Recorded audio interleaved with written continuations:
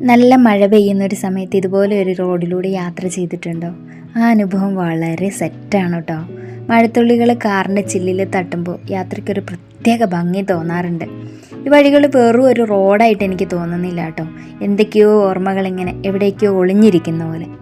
പച്ചപ്പുകൾ നിറഞ്ഞ ഗ്രാമീണ പാതകളിലൂടെ സഞ്ചരിക്കുമ്പോൾ നഗരത്തിൻ്റെ തിരക്കുകളും ശബ്ദങ്ങളും ഒക്കെ എവിടെയോ മറഞ്ഞു പോയതായി തോന്നുന്നു.